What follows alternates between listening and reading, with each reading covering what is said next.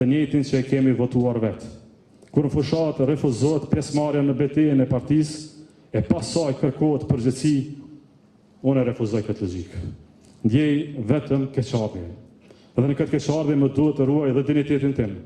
Nuk mund të jap përgjegjësi dikujt që refuzon pjesëmarrjen në organet e vetë partisë, që refuzon betejën më të rëndësishme që mund ta kemi, zgjedhjet nacionale, teksa fërkon duart për një rezultat të keq, për të nisë sërish edhe një herë për catën herë refrenin e njëjtë.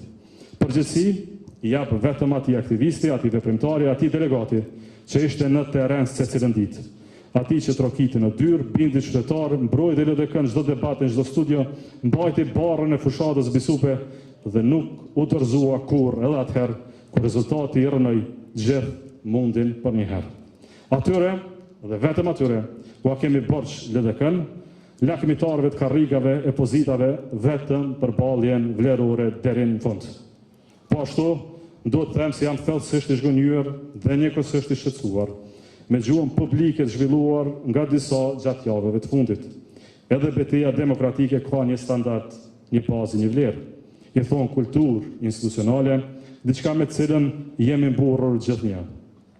Gjuha e urrëties, nxitja e shpifja publike kundër partisë sonë, kundër njerëzve tonë, nga vetë njerëzit e LDK-s, as nuk ka qenë kulturë jona politike, e as shkollë e mendësisë rrugoviane. Në mendësinë rrugoviane nuk shpifet. Në mendësinë rrugoviane nuk akuzohet, pa as një provë të vetme. Sekretari partisë pëndohen pozita ministrore për 355 delegatët e kuvendit të tij. Pyetëm sinqerisht se sa i thellë duhet jetë mbledhja individuale për shpërftyruar dhe në këtë mas një raport njerëzor me dikë me cilën ke ndarë vite, beteja e sfida. Sa larg duhet këtë shkuar hidhrimi e sa i madh duhet jetë dëshpërimi që për një qëllim krejtësisht personal të jesh i gatshëm të shpifësh pa asnjë kufi, pa asnjë fakt e asnjë ndjenjë përgjegjësie. Dhe me qenë se jemi këtu, siç dhe më njëni, me lejoni të betohem në Zot, në dhe, në familje, 3 gjëra që i konsideroj më të shenjta, se asnjë nga këto fantazi nuk kam pasur vend në shtëpinë tonë politike. Për këtë dëshkumitar ju kam juve, 355 delegatët tonë, jo 355 ministra qeveritarë.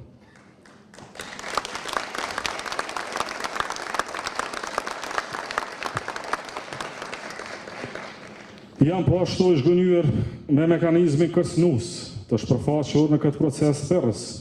Në mendësinë rrugoviane nuk kërcënohet antari për një shkrim apo një vot. Në mendësinë rrugoviane shantazhi për vende pune, kërcënimet kriminale për largim nga puna të antarëve të familjes për një nënshkrim janë ana më e kalbur e organizimit tonë, anë që duhet të amputohet urgjentisht. Kjo nuk është LDK jonë. Për këtë LDK nuk janë dhënë 37 vite mund, djerës e jetë nga antarësia jonë. E kemi për detyrë që ta mbrojmë këtë shtëpi nga secili rrezik i brendshëm që na vije në këtë mënyrë. Të dashur delegat, gjitha këto zhvillime kanë lënduar LDK-n. Këto betejë as nuk i kam nisur, as nuk i kam nxitur. Përgjegjësia për to do të mirën nga ata që kanë menduar se në këtë formë rritet LDK-ja. Unë me gjithë dijen, sinqeritetin dhe përvojën që kam, nuk e kam parë kur këtë si rrugën e duhur.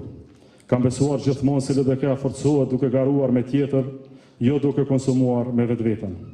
Por tani që kjo betejë na është vënë përballë si sprovë, duhet ta bëjmë, i thonë demokraci në maksimumin e saj. Në këtë demokraci ju ftoj të votoni pa hezitim rendin e ditës. Tani që është thirrur ky kuvend, nuk dua që kjo çështje kaq e rëndësishme të lëndohet proceduralisht. Verdiktin përfundimtar e jepni në kuti të votimit lirshëm. Në kuti jeni vetëm ju dhe Zoti. Përballë vetës keni fatin e shtëpisë më të madhe të demokracisë, të lidhjes demokratike të Kosovës. Ju ftoj po ashtu, ju ftoj dhe ju lus